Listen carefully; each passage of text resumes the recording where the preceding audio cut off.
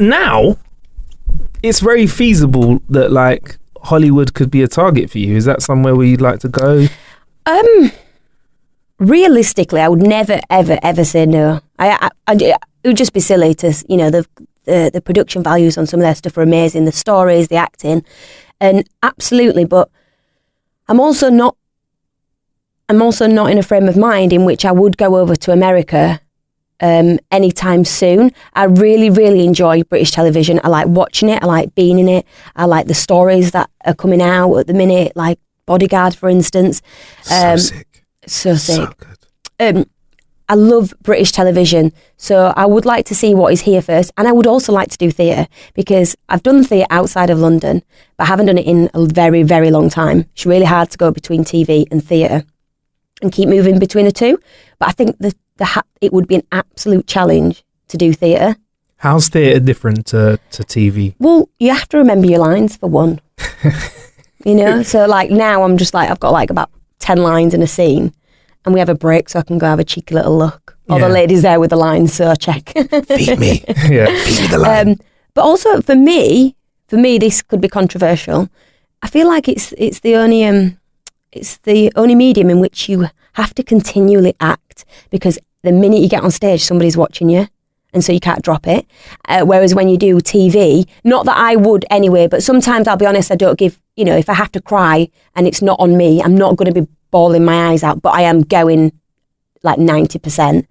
But there are times when you know that the camera's moved and it's not on you, and you do stop acting. You know, you are completely aware that there's a boom guy there and there's a light there and you can't stand on that, and your mark's there, and there's so many other things that are happening.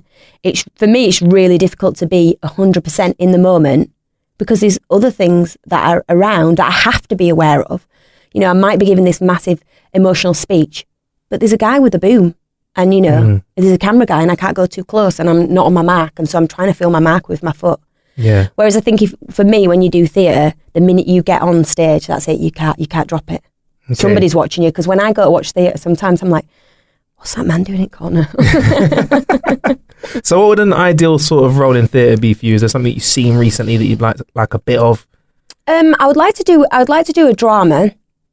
I like quite like straight drama where I understand it, you know, and it's quite straightforward and challenging. But also, I'm really into things like companies like Complicity and Gecko, companies like that. It's physical theatre, so it's a story, but it's physical theatre. And this is where my biomechanics might come into handy. Good old biomechanics. And the really shit robot that I did.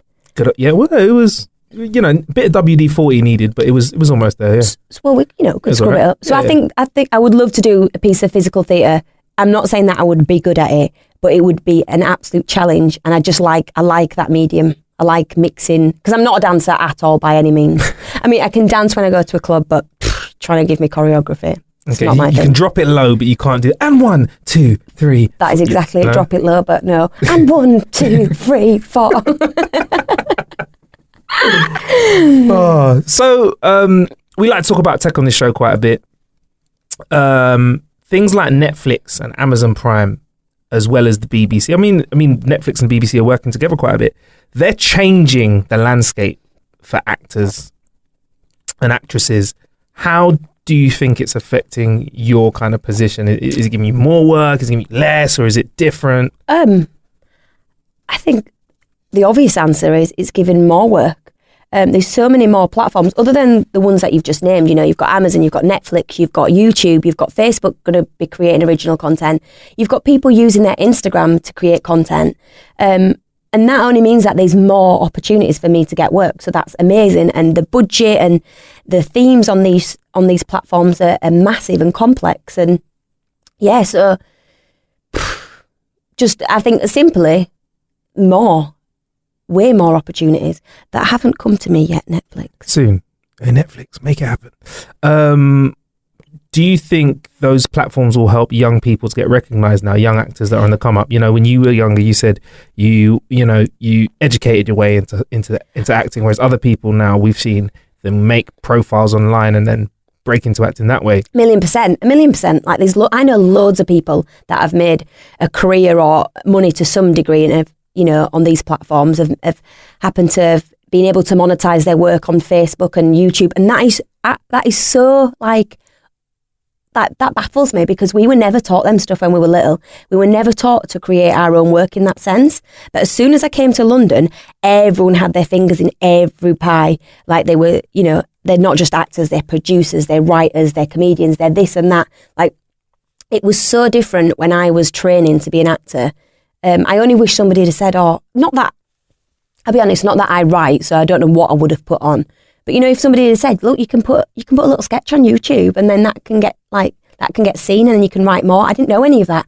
I would just go into auditions, doing my own work to try and find auditions, but waiting for my agent predominantly to call. Get to London, and obviously it'll be outside of London now.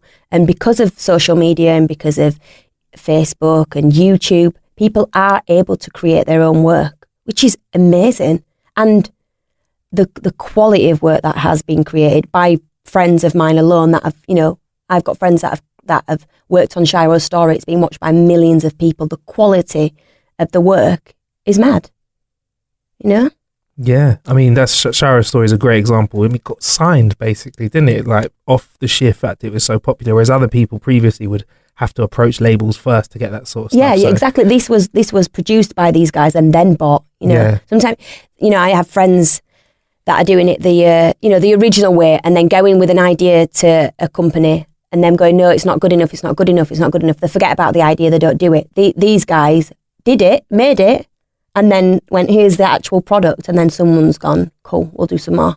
That's great. I mean, you say you're not writing at the moment. Do you think because it's so not easy, but it's more accessible, would you like to do writing and stuff in the future? I'll be honest. No. I tried to write, right, because I was a struggling actress. Right. And I tried to write and I was like, what the hell is this? This is just not my thing. It's forced. It's not funny. Just stop it now. What did you write? I just wrote like a sketch. I've you know what? I've got ideas. My ideas are better than the actual thing that came out. I was like, why didn't I just stick to the idea and give it to somemeone else? So the ideas are good in your head, but something happens when it goes down your arm into the pen or the keyboard. It's just not my thing. It's just, also, I just don't know how people do it. I don't know how people are just like actors and writers and producers and directors and they're nice people. I just don't know how they do it. Just struggling, Marcus. That's crazy. It's crazy out there. So you talk about TV a lot on your timeline. When I look at your Twitter, there's a lot of TV. I mean, I'm almost tempted to bring it up now and read off some. Shall I do it? Go on. Let's see what Twitter. The funniest thing is, I always say to people, "Oh God, I don't watch much TV and stuff like that. I like documentaries. I don't watch much TV." Oh, really? Oh, but then I'm also unsociable, so I find myself sat inside watching TV. There you go. The first retweet here is Charlie Brooker's working on the next season of Black Mirror. Interactive. Oh my gosh! What the hell? Can't wait for that. Actually, that's quite an interesting thing. Do you think, because we can make television interactive, and there's things like VR, do you think once they start, because we've here on the show, we've experienced film and VR getting meshed together now. Do you think that's definitely the way things are going to go? Would you be interested in working in stuff like that? Well, I wouldn't have thought it was going to go that way, but then after reading that, and, you know, Charlie Brooker has predicted a lot of things that have happened, it's definitely going to go that way. And I'm obviously going to be a part of it, but how crazy is that? Like, how mad is that as a concept? I can't even fathom it. I think it's going to mean that we're going to get thoroughly entertained, and I think the fact that we can have a little part in it means that, I don't know, it feels like we're almost there with you acting. I might actually be like a director or something when I choose the ending of it.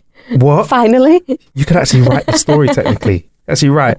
So yeah, there's a lot of July tweets flying around. See, told you. But you watch a lot of TV, right? I do watch it, but I'm not a binge watcher. So we just watch one and then stop. Yeah, hand on heart. So like Killing Eve. Yeah. I'm only on episode 5 of 8, but I tweeted about it about a week ago. You know, I know people have been binge watched it. That's not me. I definitely will watch it. So is that what you're on at the moment? So like I'll move between things, me. So Killing Eve. And then documentaries. I love documentaries. What docs have you been on recently? So I watched a really, really sad one yesterday. It was George Shelley's documentary on BBC about grieving, which really hit home with me. But also, it was so like, I mean, just to watch somebody hurt that much, having have gone through the process and still continue to go through the process was so overwhelming. How important do you think it is in this day and age that people have a hold and understand how emotions work, because there seems to be a very big conversation about how people handle certain emotions, whether it be anxiety or depression or even grievance as well. How important is it that we kind of educate ourselves and learn about these processes? I mean, ridiculously important, because I don't know if it's for everyone, but years ago, we just didn't talk about such things, like they were taboo, or you felt embarrassed by them. Also, no disrespect, but me and my family, we don't speak about stuff like that. It's just not something that we talk about, like mental health or when we was grieving and whatnot. So it's ridiculously important. But I think it also, like, if you learn from a young age that these are all normal emotions to experience, when there are outbursts of them, you don't feel alone and weird. You just, like, it's a normal part of life. When I was growing up, no one told me how difficult life was going to be. And so I thought it was really plain sailing, which it were up until my 20s. And then life happened.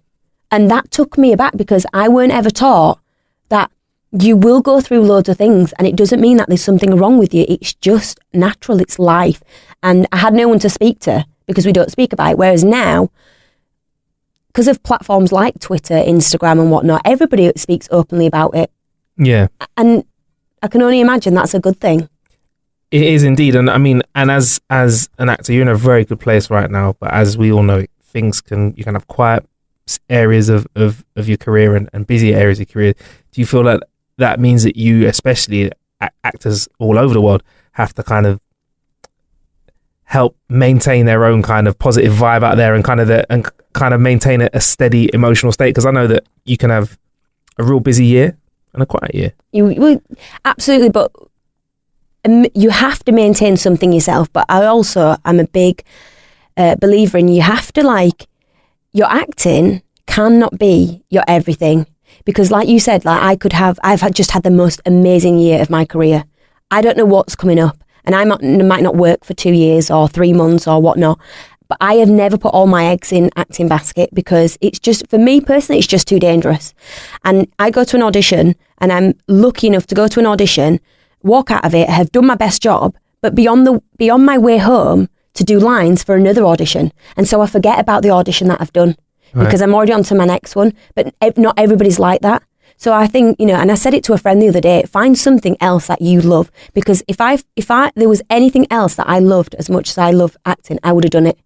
I would have done it in a heartbeat, because it's too unstable. But at the same time, I don't know where my eggs are, but they're not all in that basket. Some are in the fridge. Some are in the fridge. Some are probably cracked. Some are still at the shop. But I just have to go. There are other things in my life. Yeah. So when I've had months off before Who, I hadn't worked since March. I'd done a drama for BBC, and it finished in March, and then I didn't get this until October, and I was auditioning all the time. But life's too short. Life's too short for me if I don't get a part, for me to worry about it and think why, because I should have given it my best shot when I went in. Right. So how do you keep your energy levels up when you're just consistently auditioning? Is it just a case of just keeping that in mind? Just saying, look, let's get it done, and I'll give it my best shot. Well, also, when I am busy with my auditions, I don't do too much of an evening. So I'll do my audition, I'll head back out of Central, I'll start doing my lines for the next one. I've got to wash and straighten my hair again if that's what the character needs. I'm going back out, I'm doing my lines, going back out. I'm not the most sociable person you'll ever meet. Ridiculously unsociable at times. How things have changed since you clan. You're I only go out on a Monday, Tuesday, Wednesday. £1 drinks on a Thursday. Thursday at Brown. Indeed. Brown closed down now. What? I'm also not a big... Really? I hate it. Well, I'm the dean of the university. So. Definitely edit that out. Yeah. So I don't do too much. It's not like I go for an audition and then on the night time I'm eating with friends or I've got an event on. I came to London to work, so I now need to come to London and get a job. Yeah. Otherwise, that was the only reason I came, was for work. Fair enough. You mentioned the shop a couple of times. How is the shop now? Because I remember when you were in Hollyoaks, you were still putting in the grind at the Gill shop. So the shop's good, and I don't go to Leeds that often, but I imagine if I did, I would still have to work in the shop. Good. Now, if my mum's got something on, or my dad's got a wedding or something, and I'm the only one there, I'm going to have to still do it. Get in the shop. But people think they're like, you can't work in the shop now, you're on Pt.2. I'm like, dude, Do you think my mum cares I'm on Doctor Who? She put out The Guardian. She has to count The Guardian, and she puts them out and I'm on the front page. Did she tell me? No. No. I had to text her and say, is The Guardian the same as the one in Sheffield? Because I think I might be on it. And she went, yeah, you are. So you just counted 60 and put them on. And when we got revealed and we were on the Sun, the front, she did the same. She counted and put them out and didn't say you're on the paper, which I quite like, because it just means that I have to like maintain this level of like normalness, and that's why I can still work in the shop. I think that's what keeps you ground. I think that's a very charming personality trait to have. Asking you, ma, please, can you keep a picture of him? I'm sure. And she's like, well, that's another paper that can get sold. Sailor return, baby. Sailor return. I'll take a picture. We'll take a picture. Yeah. I mean, that's lovely. I mean, I think that's kind of one of the reasons why you are so grounded. I mean, outside of acting, when you've got your own time, we always like to ask people how they kill time. So how do you do that? Is it kind of working on yourself, or is there any other stuff you do when you're not watching TV all the time? So, no. Sleep. Yeah, Just sleep. lots of documentary. Yeah. No, not sleep. Like, I'm going to a lot more things now because I'm in London for a few months. So I'm trying to just, meet new people and do new things. But generally, I am working on another audition piece to go to another audition and trying to do work, because that is what ultimately I came to London for. Yeah. So I don't really like eating out. I'm really fussy when it comes to food. Really? Yeah, so my thing might be the cinema. So I remember the popcorn trick. Popcorn trick. Remember that. Maybe that'll change the game. Listen, that's going to turn the whole game upside down. Actually, I don't like salted popcorn, so I don't know why I'd be up for that. Just try it out. It will make the sweet even better. You'd be like, oh gosh, this is amazing. So maybe I'll go to cinema more. But yeah, generally I just I go do a lot of cinema trips, watch a lot of documentaries, a lot of TV, tweet a lot. Do a lot of washing and stuff like that. And just, I'm starting to, like about a year and a half ago, I just did random stuff. So I learned taught myself how to play the keyboard. I forgot that. At uni, I taught myself how to play the ukulele. Forgot that. I'd love to see that. I forgot it. I hurt my wrist and I've now got weak wrists. So like ukulele, RSI. Like that, and now I can't hold myself up. I taught myself how to knit, and like I learned them really quickly off YouTube, and I'll do it for a few weeks, and then I'm like, yeah, I'm over that. What did you knit? I just I didn't know how to cast off, so it got longer and longer and longer and longer. So like infinite scarf. It just went like that, and I was like, Mom. And so I stopped that, and I've currently just bought like a little drum thing where like a little silent pad, so I can, because I'm going to take up drumming. Really? Yeah, we'll see how long that lasts. So you're like, I'll try everything. Yeah, and I'll teach myself it. I'll tell everyone I can do it, but I actually can't. You're like one of those people. Yeah, I can do a bit of that. Yeah, can you drum? Yeah, I'm wicked drummer. Ukulele. Yeah, I've got you. I do that all the time on my CV. I put swimming on. I was like, all right, so you're going to do a big swimming stunt on Hollyoaks. I went, what? It's like, but you can swim. It's on your CV. I had to teach myself how to swim. Wow. Wow. But you can swim now, right? Oh. I mean, that's debatable. Did you have to do any swimming in Doctor Who? No. Okay. Not me. Slipping in some more Doctor Who questions there.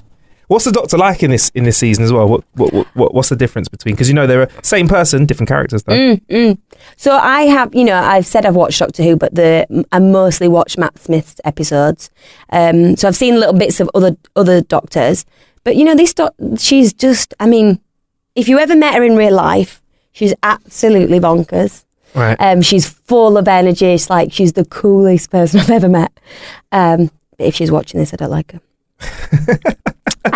But so just imagine her Doctor's that and then some. Like, it's written amazingly. Like, she's so fast and so funny and so there's so much electricity about her. Like, she just like fizzes. She's like, and she's always on the move and chaotic and funny and charming and just interesting to watch as a person and as the Doctor. Awesome. Will you be doing any drumming in Doctor Who? Hopefully when I start practicing. Okay, all right, cool. That's nice. So you must have had some pretty cool press runs then and stuff. Like, what's been some of the coolest stuff that you've seen? I know you said Comic-Con was pretty awesome. Yeah, being taken to San Diego. Yeah. That was good, wasn't it? Yeah. San Diego was pretty cool as well, wasn't it? Nice place. We didn't see much of it because we were working, but I'm not complaining. And we was in a really haunted hotel. What? Yeah. And I didn't want to talk about it at the time. And then we started talking about it after. And Stephen, who sat next to me, it was his room that was haunted. And on the internet, it was like, oh, basically a woman had committed suicide. And he was in the room. Stephen was in full knowledge of this. Yeah, and he weren't bothered. Stephen, you weren't bothered. On the last day.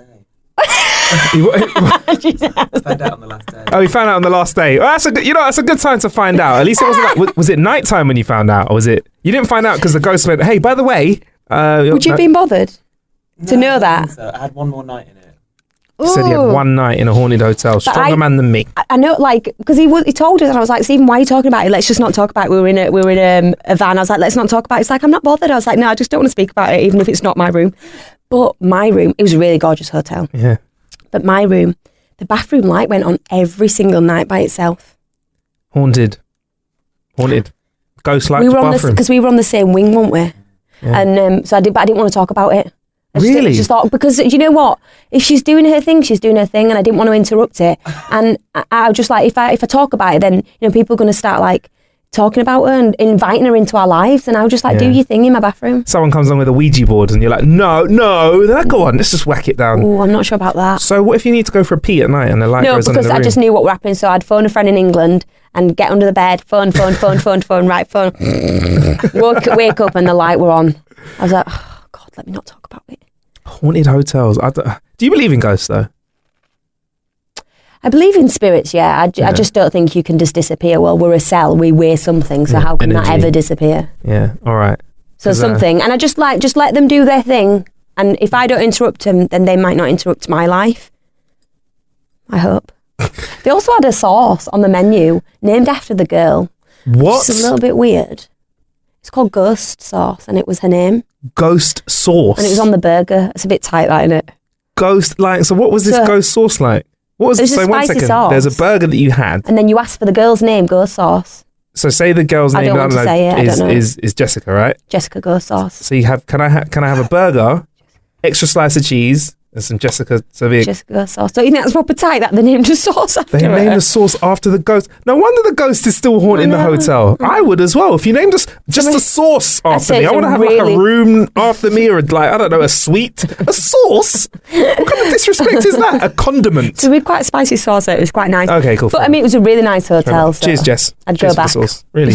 Why did they name the hot sauce after Jess? Was she a fan of this sauce, Jessica sauce? No, I just think because it's very famous for the ghost, isn't it? So a lot of people go with the intention of seeing the ghost. So you know what I mean? They've just monetized it. I just noticed you say ghost, and I say ghost. Ghost. Ghost. Ghost. Ghost. Ghost. Ghost. We won't have one of them again. July.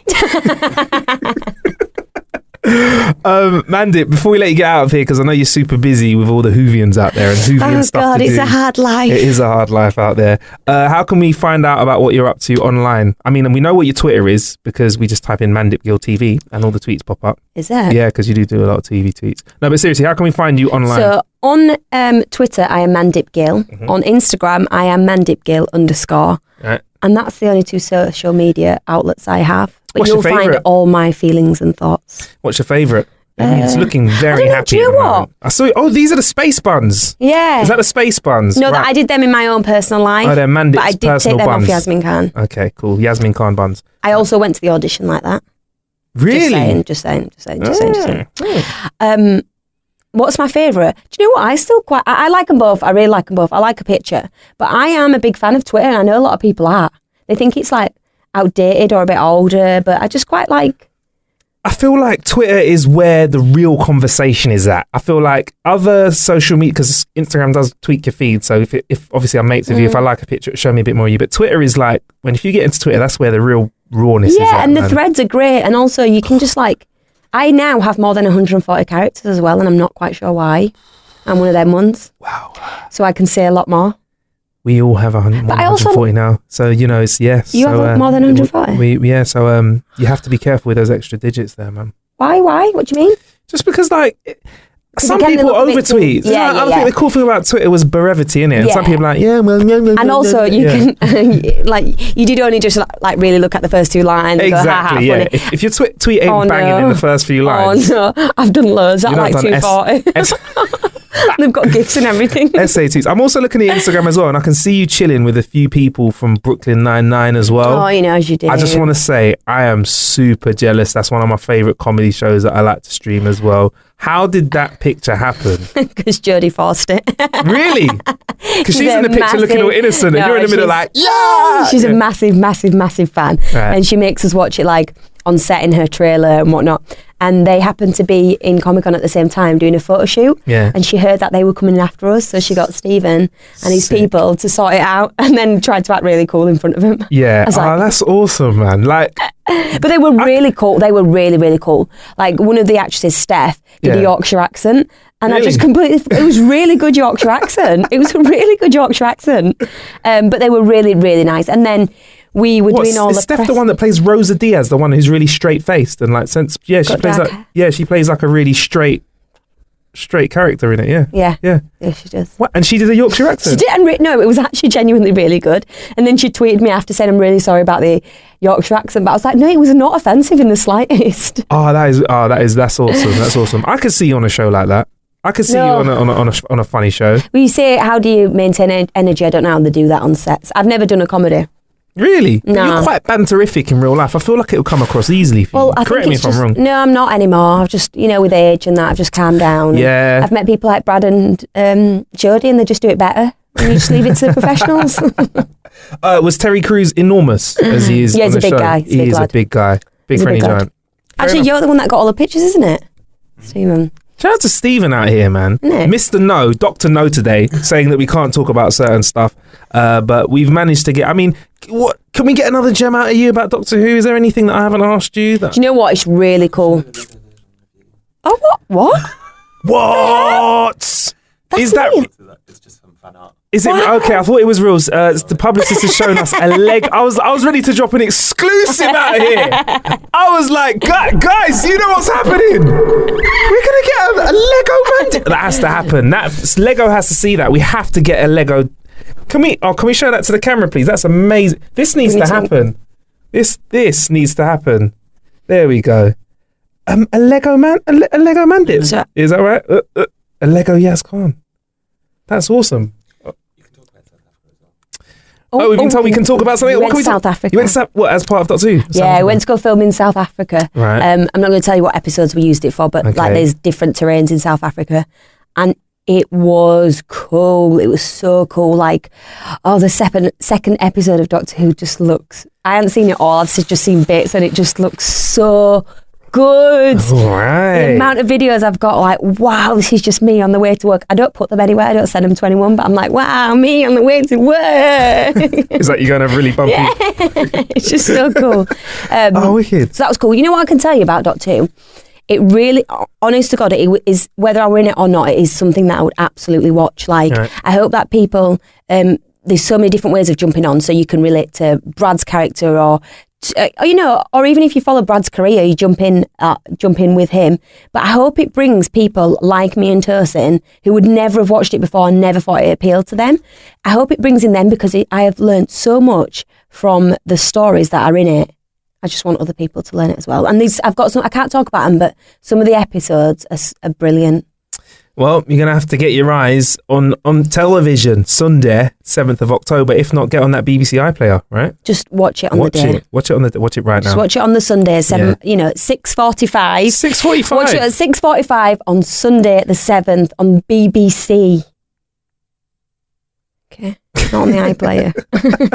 Listen, it's a great time in the week for it to be on. Sundays is a really good time because everyone's out on a Friday and Saturday, aren't they? Let's And be also, honest. it is appealing to from the ages of 8 to 108. So the kids are winding down before school. You've done. The older people have been out on a Saturday, and Sunday fun day. It's calmed down by that time. All right, wicked. Well, I look forward to watching it. It's always a pleasure seeing your face on the screen and being, oh, look, I know her. And everyone goes, not really. Do you really though? Do you really? I do that still. Hello, we about went to uni people. together. Yeah, sure. I do it to bad people all the time. Do you know him? I'm like, I saw him at an audition. I added him once on Twitter. Yeah. And And did you he like added it? back.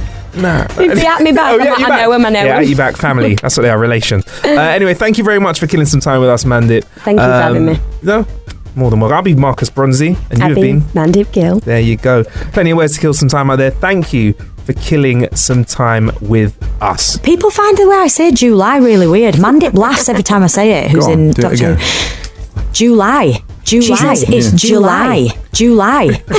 Did you edit that while we were talking? July.